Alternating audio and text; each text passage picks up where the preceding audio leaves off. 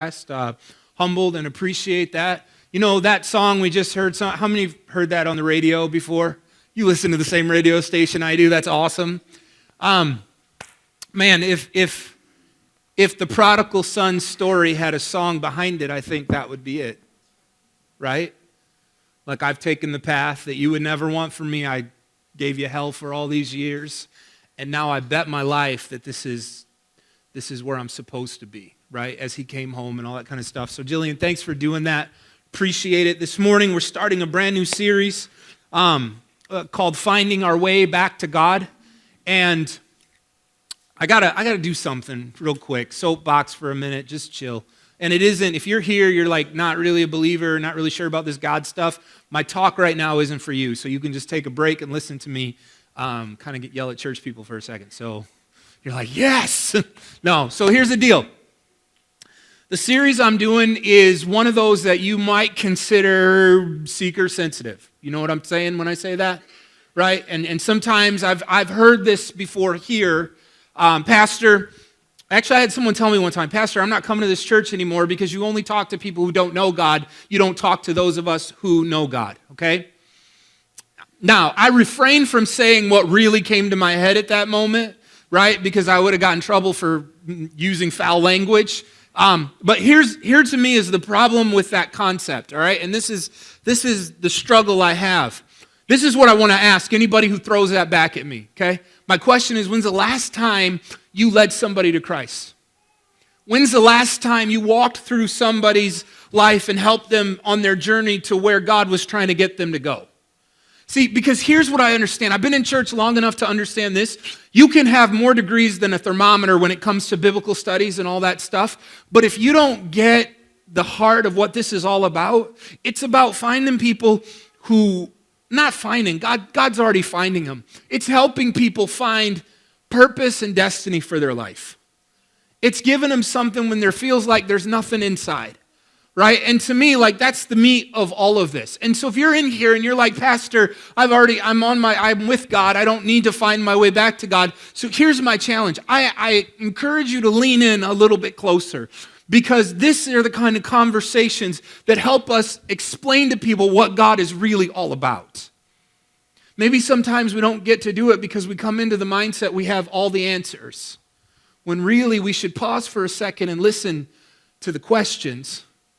Listen to the things that are going on in people's hearts and people's lives, and look for our moments and our opportunities to ask the right questions. Look, you might be here this morning and you're like, I'm not a fan of church because every time I go to church, it's like they tell me what to think. Welcome to Connection Church. I don't want you to think anything I tell you today. I want to challenge you to think. I want to encourage you to open up your mind and wonder, maybe is there more to it than just this? If you're here this morning and you're searching and you're seeking, I just want to challenge you to think, could there be more to this? So this morning we're talking about finding our way back to God. Now, what do we mean when we talk about this? I've had the privilege to walk this journey with quite a few people. For some people, the story is amazing, right? Anybody know what I'm talking about? You ever hear that story where it's like, okay, my dream was always to be a big black preacher, so can I just for a minute indulge me? So it's like, brother, I was on my way, and then all of a sudden it hit me, and I was never the same again.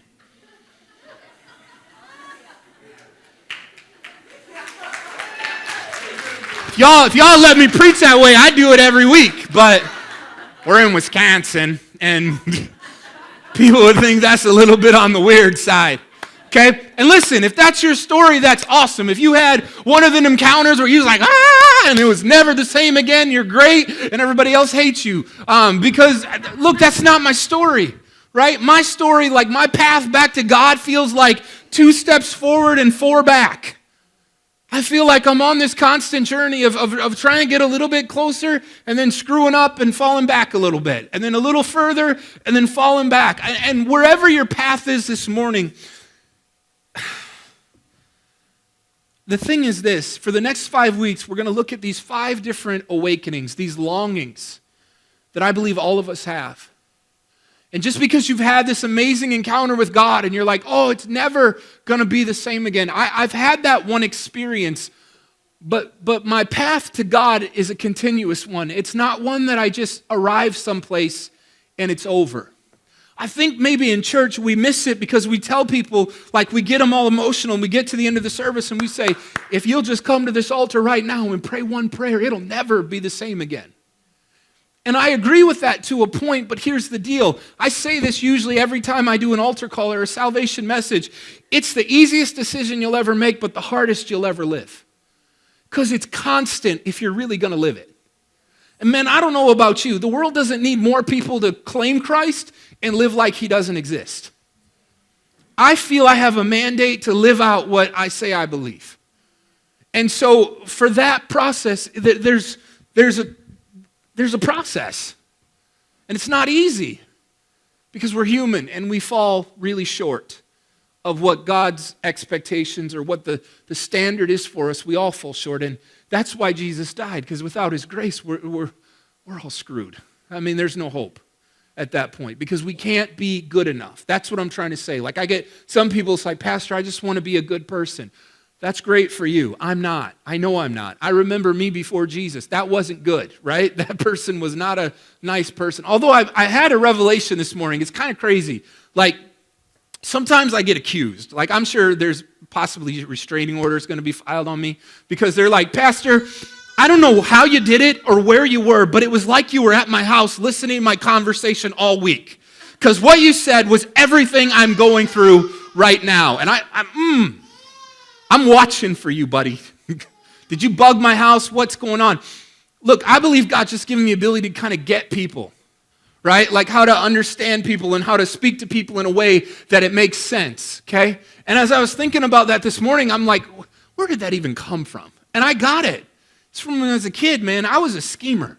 Like, you know what I'm saying? Like, I was that guy who was like, you would tell your mom something and you would think of all 5 angles of how she might perceive it so you could get it right. You know, like, and then as I got a little bit older with like girls and stuff, like, say this and that. Here's what I'm starting to understand. God uses that. He can use that.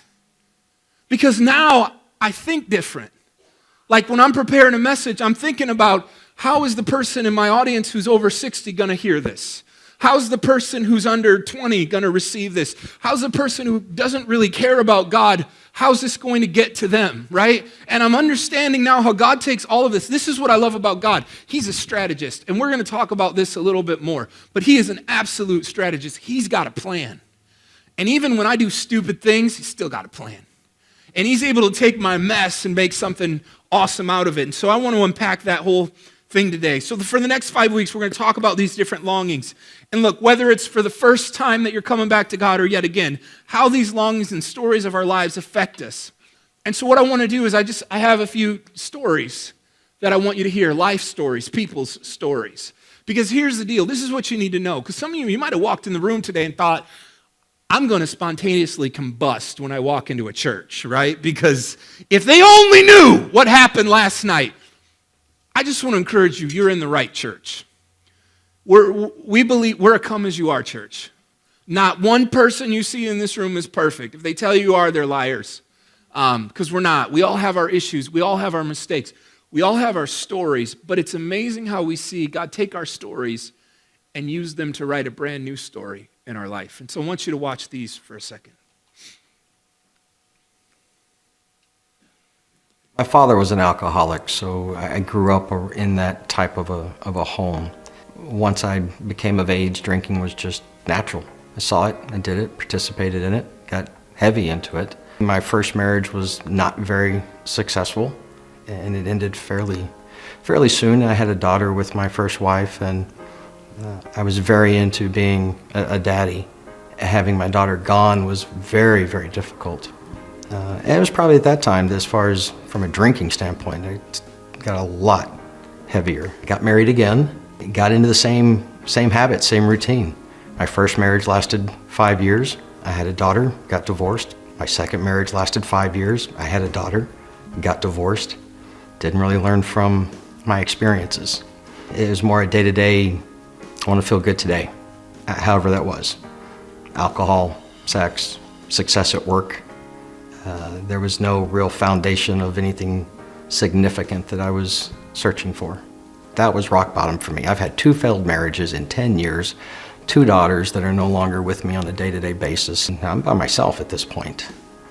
My journey started when I was 2 years old, and my mom and my dad divorced, and we had lived with my grandmother for a long time, and she had then at the time gave us an ultimatum to stay with her or to leave. And my grandmother and I did not have a good relationship. My mother and my grandmother did not have a good relationship. I met my ex-husband when I was a junior. It was great in the beginning. I didn't really know who I was though at 16, 17 years old to be in love or even know what it meant. It was just something was missing, but I just was so in the moment and wanted to get married and the whole fairy tale that I kind of pushed those feelings aside. Once we had my daughter, it definitely took a turn for the worse. His behavior changed and my behavior changed, and I wanted out about a year after. And so I stuck with it for a little bit longer, and we went to therapy. And then once I found out I was pregnant with my son, I felt like I was just stuck. I have 2 kids, and I definitely don't want to be a single mom with 2 kids. So I knew something had to change, and I just kind of went the wrong way to make that change. I had an affair, and then on Father's Day weekend, I had another affair. And the man that I had an affair with ended up being my boyfriend for a few years after me and my ex-husband separated. I think from the beginning of being with a grandmother that treated me like a piece of crap to now being in a relationship that I'm just destroyed and slept with multiple men, but there was no God. And if he was there, he was not a nice person. I grew up in a Christian home with 2 parents who also grew up in Christian families. When I was young, about 7, my parents moved to a camp in Central Illinois, a Christian youth camp. And that was a really, really cool way to grow up, just surrounded by youth groups and Christian kids. And coupled with that, I also grew up in the church, surrounded by a family that didn't just believe it, but they lived it. For me, growing up, the key word, I think, in my family would be acceptance. I didn't find that out till later, that was a key word, but it was exactly what I knew growing up. No matter what I did, I would always be loved. Exactly as I am in any moment. I had a faith, I saw how it played out in my family's lives, but I did not have a direction, and I did not have a purpose that I felt like I was being pulled towards or called to, just kind of searching, longing for a fulfillment that it seemed like everybody else in my family had, and I just hadn't found yet. So we're gonna push pause on these stories, and as we go through the series, we're gonna kind of revisit these and listen to these testimonies. But here's what I want you to hear this morning, because you hear stories like that, and you're like, how could you redeem that? How does that ever change? And what I think we'll see as we really start to get into this is how God can use everything to draw us to himself. Even the things he didn't intend for our lives. Even the things that maybe other people made, the bad choices other people made in our lives. I say this pretty often because I believe it with all my heart. I don't believe Jesus died just to save me from hell when I die. I believe he died so I didn't have to live hell on this earth. Because life can be hard sometimes. Like, really hard. And you can go through a lot of struggles and a lot of hurt and a lot of pain.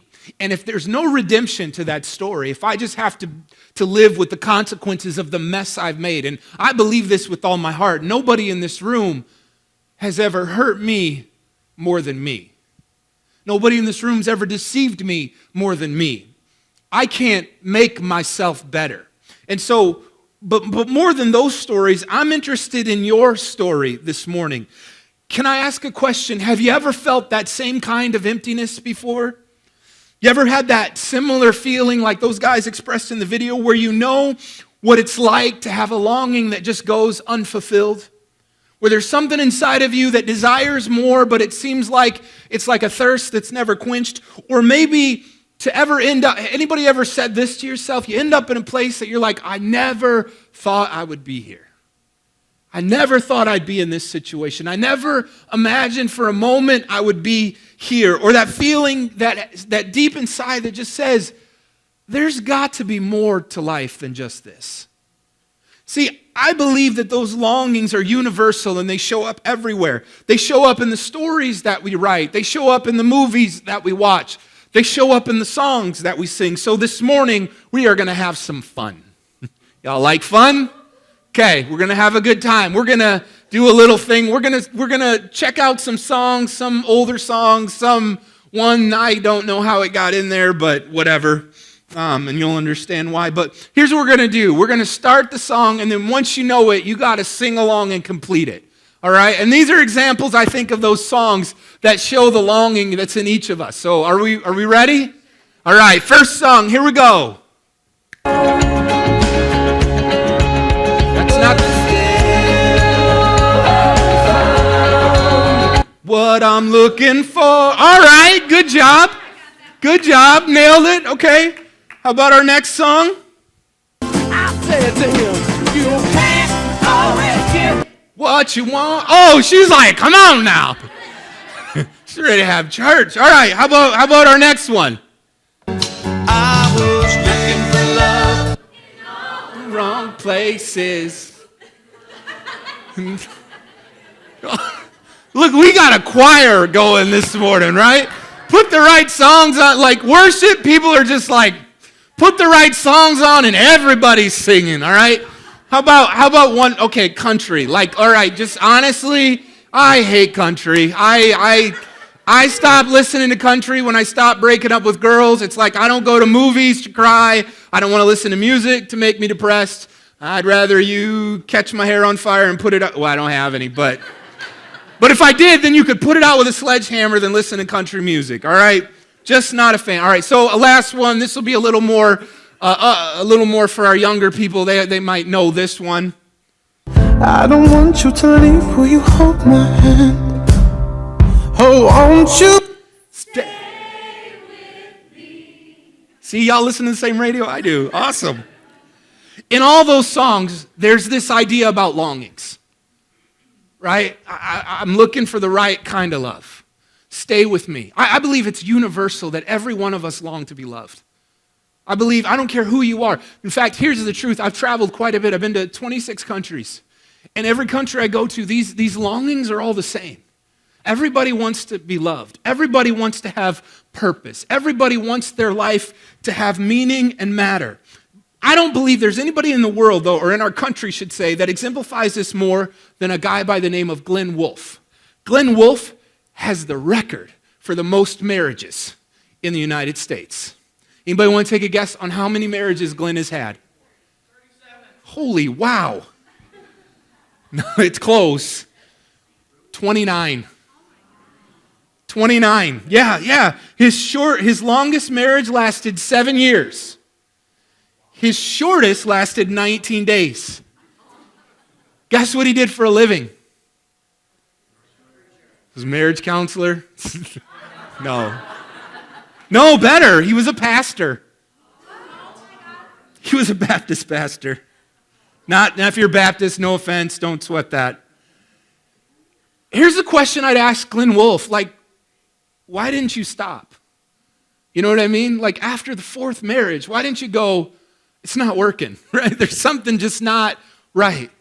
Like after the 21st marriage, why didn't you go, am I sure this is a good idea? Like just from a legal standpoint, can you imagine the alimony check that dude was writing every month? Why? Why did he keep going? It's because I believe, well, how about us? Why do we keep trying relationships? Right? I mean, if you're married, don't try anymore. You're done. Okay? Your player card has been taken. Don't. But if you're not married, why do we keep pursuing relationships? We get dumped, we get hurt, we get divorced, yet we seem to keep trying. It's because we still long for love. We all have this thing inside of us that wants to deeply love and be loved. I believe we're all looking for love. It's universal. I also believe we all have a longing for purpose. Let me explain this.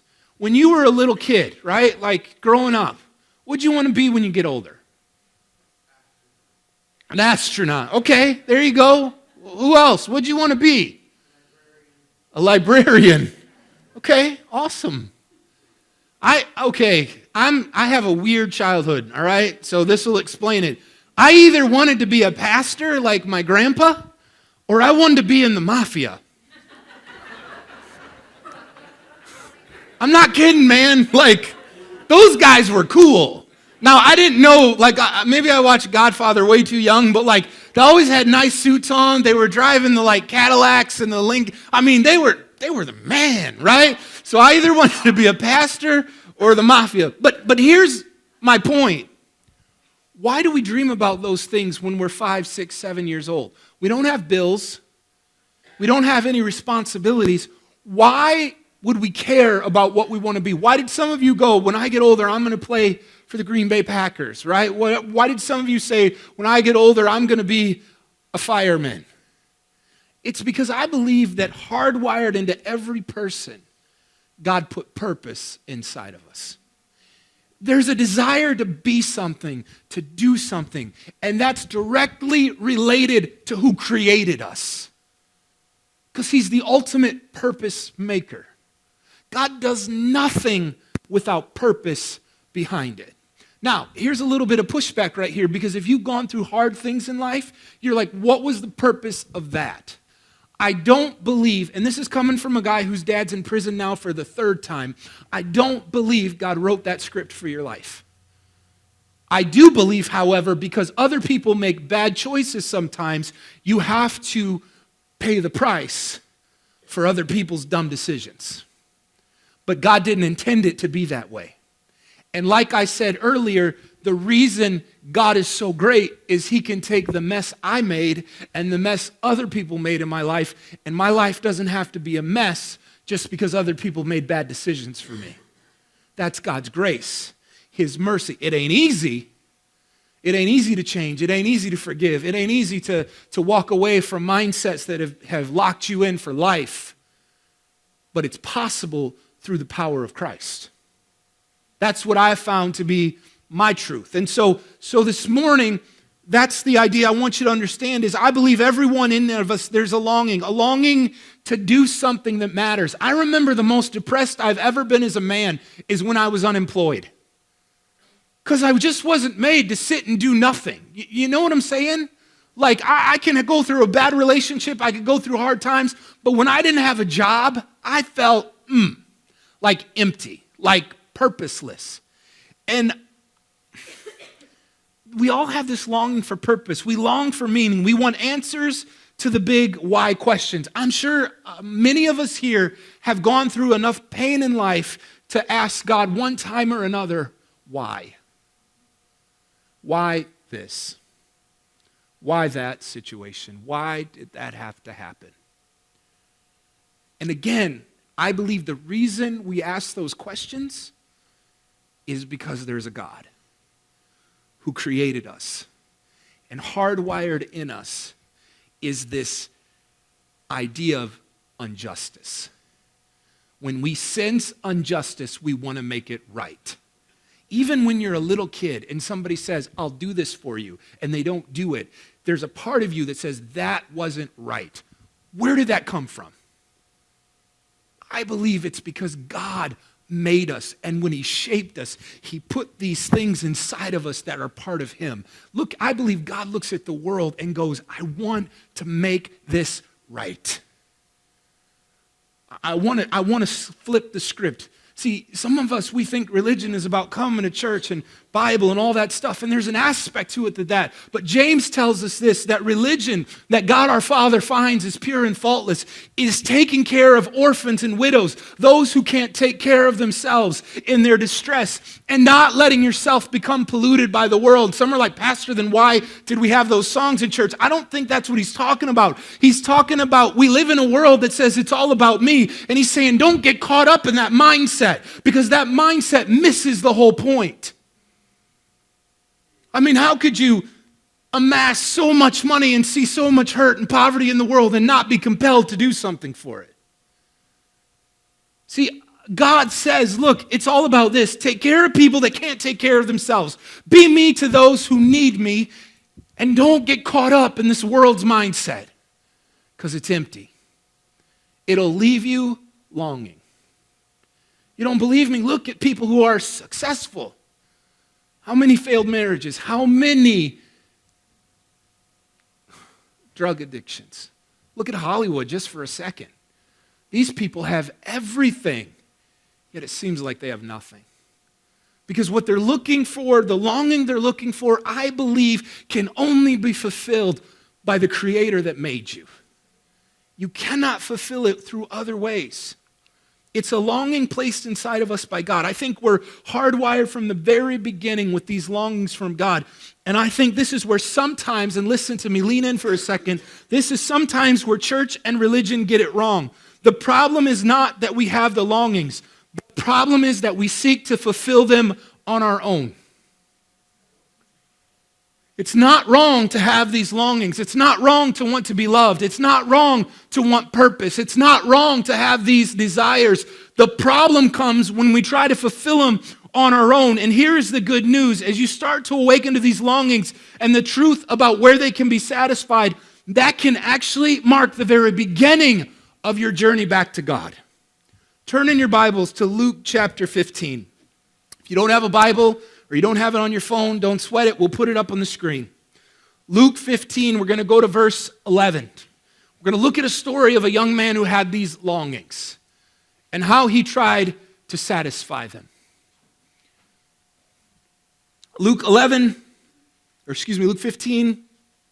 verse 11. It says this, Jesus continued, there was a man who had 2 sons. The younger one said to his father, Father, give me my share of this estate. So he divided his property between them. This boy obviously has some longings. He's not satisfied with where he's at in life, right? He's living with his father. Now, this was such an insult back then. Like, it's not, I don't know we can compare it. Like, now we're thinking, kid wants to cash in his trust fund and hit the road. Us, we'd be like, it's rude, but it's not that big of a deal. There, it's like the ultimate level of disrespect. Because not only was the son supposed to wait until his father passed away and basically was saying, Dad, I wish you were dead so I could live the life I want to live now. But the son's responsibility was to stay home and take care of his father until he passed away. This was tradition. This was what was expected out of him. And so for this son to come to his dad and say, look, I want what's going to be mine now because I don't like the life that I'm living. Look, and before we crucify this kid, before we're like, oh, I can't believe him, isn't he just saying what most of us feel and never express?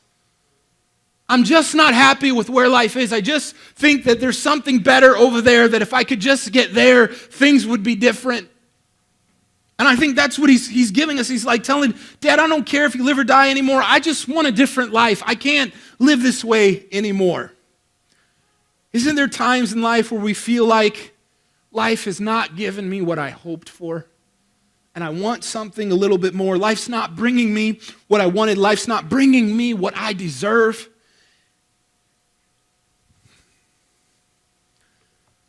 Now listen, I'm not saying everything you desire is good. Does that make sense? Anything you desire doesn't mean that's a good thing. You should go for it. But what I'm saying is the longing in each of us for a love that will truly last, for a purpose for living, to make sense out of life when it doesn't make sense. I believe all of those longings, they actually come from God. Why would you think those things? Why would you care? I think it's because God hardwired us to have these things. And the son, like many of us, he was convinced if I could just get out of here, life would be different. So verse 13, it says, not long after that, the younger son got together all he had and he set off for a distant country. And there he squandered his wealth in wild living. He got it. He's like, man, if I could get this, I'll be happy. If I can get this, life will be different. And so it says that he got the money and he was gone. And then it says he went out and he squandered his wealth in wild living. Now, I wonder if Jesus on purpose, like, what do you think of when it says wild living? Like, I'm thinking of like ragers, right? Like, I mean, it's just party after party. Like, he's the guy that walks in, drinks are all on me, and everybody wants to be his buddy, right? I mean, he is making it rain big time, all right? Some of you have no clue what I'm talking about. Some do. Don't tell those who don't. You get me in trouble. But anyway, he's a baller. I mean, people love him. They want to be around him. They're excited to be close to him. And he's just going out and giving it. And then all of a sudden, it's gone.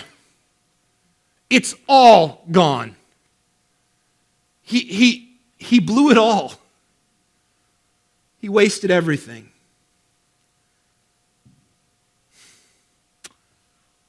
For a time, everybody wanted to be his friend.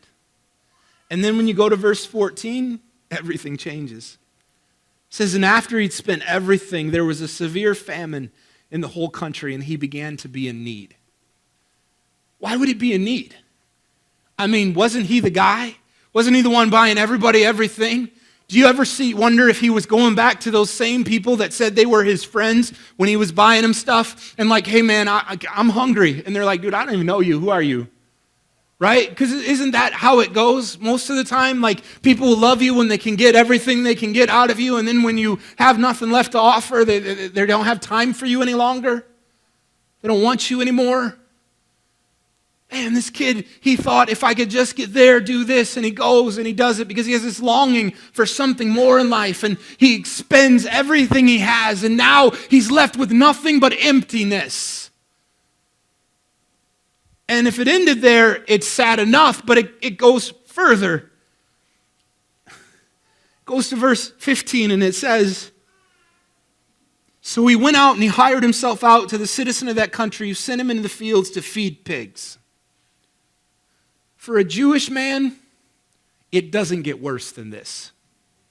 Pigs are the most, you can't touch a pig. You can't get close to a pig. And now he's living with pigs.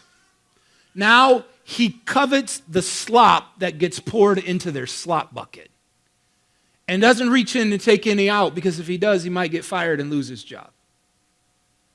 I wish I could eat what these pigs are eating. I got nothing. He started out feeling like he didn't have enough. If I could just get this, everything will be better. He gets what he thought he wanted, and now he's more empty than he has ever been. 16 says he longed to fill his stomach with the pods that the pigs were eating, but no one gave him anything. His longing for love wasn't satisfied with other women. His longing for purpose wasn't satisfied in quick success. His journey left him with way more questions than answers. Why did this turn out like this? Why am I so lonely, broken, and empty? Why did I end up in a place like this? Does any of these thoughts, longings sound familiar? Anybody in here today feel some of the same stuff? God, why? Some of our stories, they're less dramatic, and some of our stories, they're more. Some of our stories are less painful than this young man's, and then there's some people in this room, I know people in this room, your story is much more painful than this young man ever experienced. I believe the reason Jesus told this story is so everybody in this room has an opportunity to find our way back to God. I'm going to pause on this story. Now, for those of you who don't know the story of the prodigal son, he comes home, and his father receives him, embraces him, and restores him. And we'll get to that as we go through some of these different longings through the next 5 weeks. And I encourage you to come back for the next 5 weeks and to kind of end everything today. The whole thing that we're talking about today is this. I believe that each of us have a longing for this idea that there must be more. And some of you, I hope that this morning you awaken to that. And you start to understand that the reason I feel that way is because that's something God put inside of me to draw me back to himself. And my challenge is simply this. I believe the only way your longing will ever be satisfied is to go back to God. You have to go back to the one who created you to fulfill the emptiness that's inside of you. There was a guy, let me get his name right. His name was Blaise Pascal. He was a 17th century mathematician, one of the most brilliant minds of his day. And he believed in God. He, thought God, went to church, kind of did the whole traditional thing. But one night, in the middle of the night, he had this incredible encounter with God that changed him. He was never the same after this encounter. And so he would challenge his other intellectuals. He would go to them and he would make a proposition. He said, let's make a wager. Here's my wager. I dare you to believe that God is real and live that way for the next couple months. If you're wrong, you got nothing to lose. If you're right, you got everything to gain. So that's my challenge. For the next 30 days, every week, I'm going to give you one prayer. Some of you are like, I don't pray much. It's good. It's real simple and easy. Just this. Jeremy, that very last slide. Here's the challenge. Here's the prayer. I don't know if it's in your bulletin, so write it down if you're going to do it. God, if you're real, make yourself real to me. God, if you're real, make yourself real to me. If you're real, show up in my life. Now, I know some people will be like, Pastor, I believe in God. Why would I pray that prayer? Because I'm a believer in Jesus Christ. Believe completely in what he's done in my life. But I still have moments where I question, is it all real? Anybody else? Am I the only one? Okay, good. Some are like, he's fired. He is gone. I still have moments where I doubt. I still have moments where I go, God, if this is real, why this and why that? And I always find my way back. I'm not caught up in complete doubt or depression, but I still have moments where I question. I don't know about you, but I still need God to show up in my life because sometimes I struggle. Sometimes I can't make sense of all the madness. And when he shows up, it brings perspective to everything. It may not fix the situation. I'm not looking for a fix. I've lived long enough to know there is no such thing as a fix, but it gives me perspective. That's what I want. I want perspective. I want to know that even when I walk through the darkest times of my life, I ain't walking alone. That's how I know that God is real to me. And so that's my challenge to you. For the next 30 days, every day pray this prayer. God, if you're real, make yourself real to me. And I'm interested to see the stories that will come back because I believe this. I believe he is waiting and anticipating the opportunity to reveal himself to you in a way that you've never seen him before. He loves us that much. Barry, would you come? Church, bow your head with me this morning.